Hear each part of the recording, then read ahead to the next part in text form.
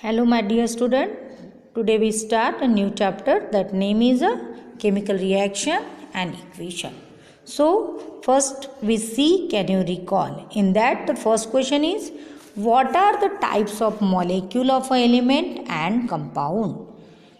हम लोग एलिमेंट्स के ऐसे कौन से डिफरेंट टाइप्स है और कंपाउंड किसको कहते हैं? तो elements they are classify into 3 types. कौन से 3 टाइप्स हैं हमारे? तो एक होता है मेटल, दूसरा होता है नॉन मेटल और तीसरा जो होता है वो होता है मेटेलॉइड कंपाउंड होता है. तो हम लोग अगर देखते हैं तो यहाँ पे मेटल, नॉन मेटल और मेटेलॉइड ऐसे 3 डिफरेंट टाइप्स होते हैं किसके? तो एलिमेंट्स के. कंपाउंड की अगर हम लोग बात करते हैं तो what is mean by the compound? Compound it means that the when elements are combined and they form a compound. अब that compound which are a same type or a different types. अगर मैंने बात की suppose यहाँ पे मेरा O2 का एक कंपाउंड बन रहा है तो ये O प्लस O तो सेम टाइप के कंपाउंड से एलिमेंट से मेरा बन रहा है. तो ठीक है, तो ये एक मेरा डिफरेंट टाइप्स ऑफ क्या हो गया? कंपाउंड हो गया. अगर मैंने दूसरी बात कर ली, सपोज समझ लो यहाँ पे H2 प्लस O और यहाँ पे मेरा बन रहा क्या है? H2O. तो यहाँ पे मैं हाइड्रोजन और ऑक्सीजन ये 2 डिफरेंट टाइप्स के क्या है? तो एलिमेंट्स है और इससे क्या बन रहा है? तो वाटर मॉलिक्यूल बन रहा है. तो वाटर मॉलिक्यूल ये भी एक मेरा कंपाउंड है और O2 ये भी मेरा एक कंपाउंड है.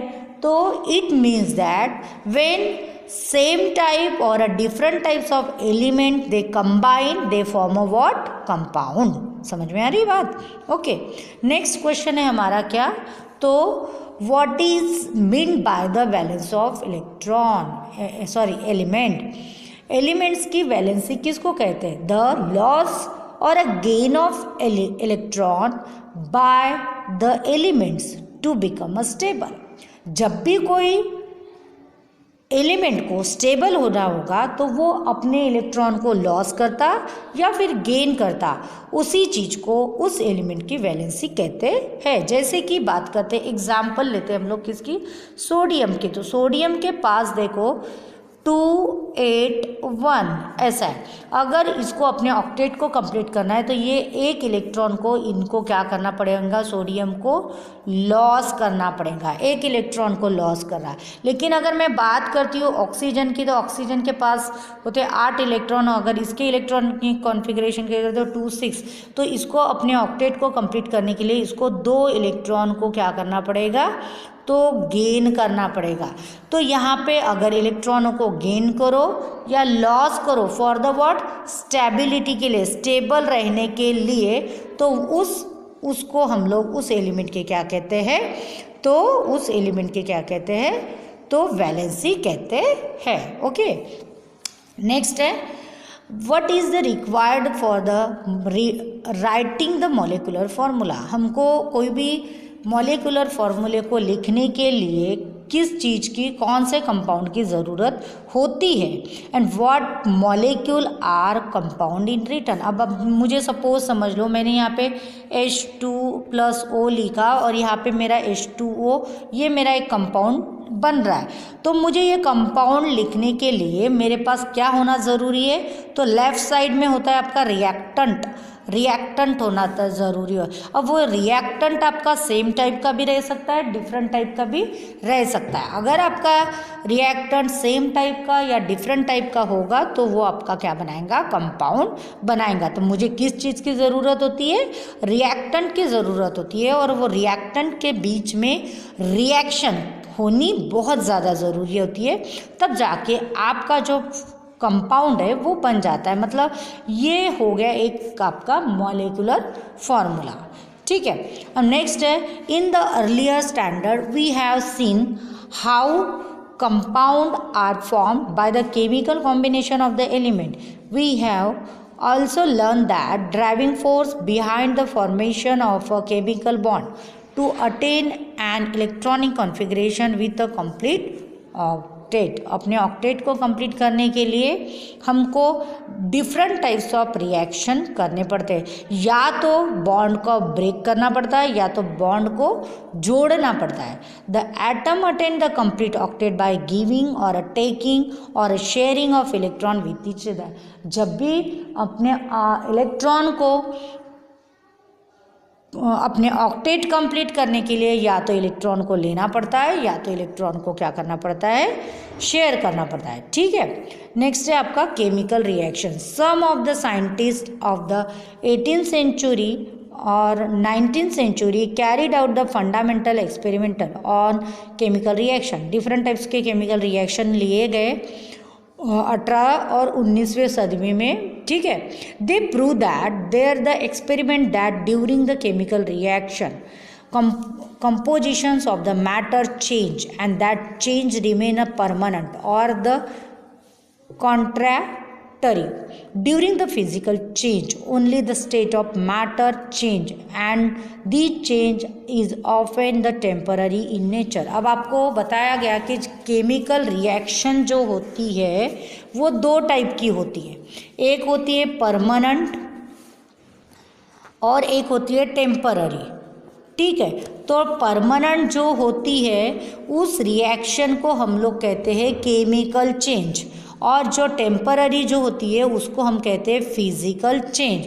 It means that the chemical reaction they are classify into two types. दो केमिकल रिएक्शन होते हैं, एक में आपका यहाँ पे कंपाउंड में परमानेंट चेंज होता है और एक आपका टेम्पररी होता है। तो फिजिकल चेंज जो होता है वो आपका कैसे होता है, तो फिजिकल चेंज जो होता है वो आपका टेम्पररी होता है एंड केमिकल चेंज जो होता है वो आपका परमानेंट चेंज होता है।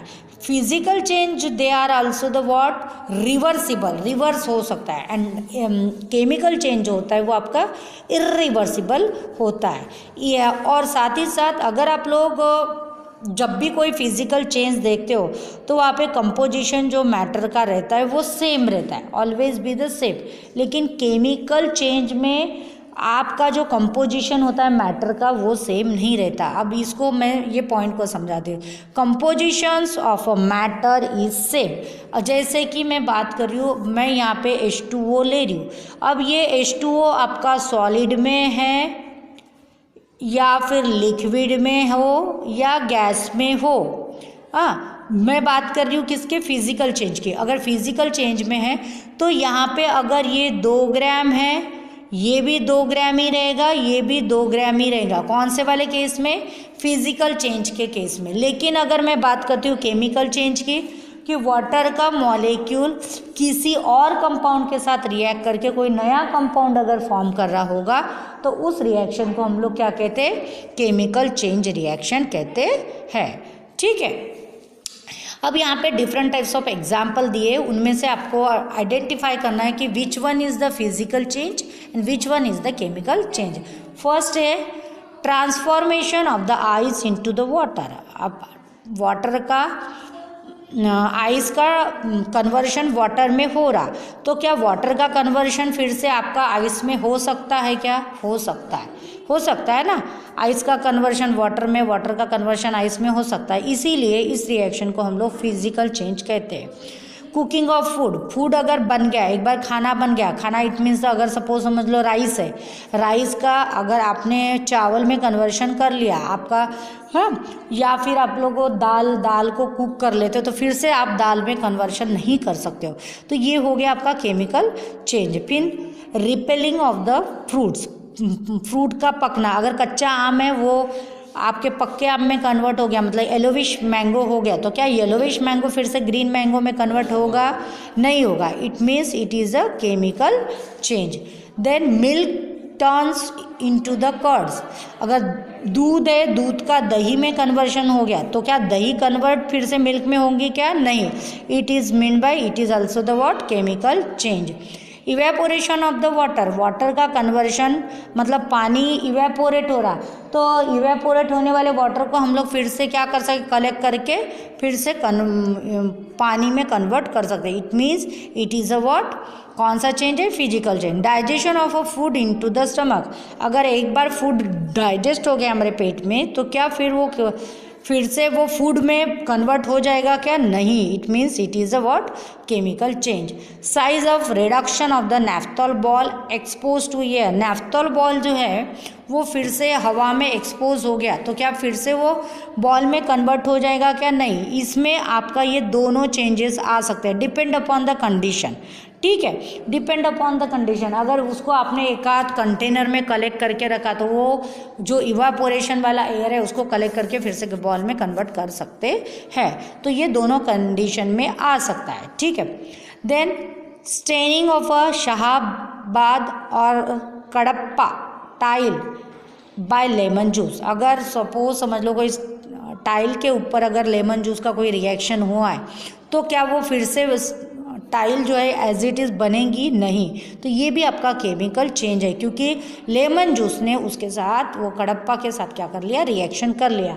और जब रिएक्शन हो जाती है, नया कुछ बन जाता है तो फिर से वो रिवर्स बैक नहीं होता है। ठीक है, then breaking of a glass object on falling from a height, अगर कोई एलिमेंट है, सपोज ग्लास है और वो हाइट से गिर गया तो उस कंडीशन में उसको फिर से ग्लास में कन्वर्ट कर सकते हैं? यस, ऑब्वियसली कर सकते हैं, right.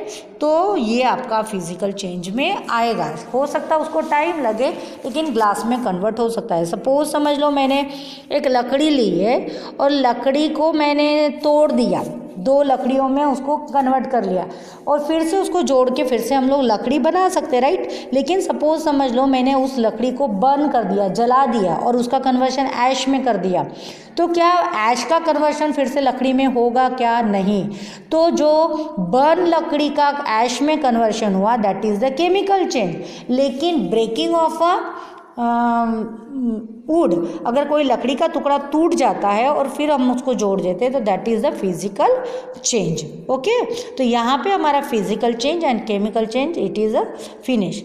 Next time we see some one experiment. Okay, thank you.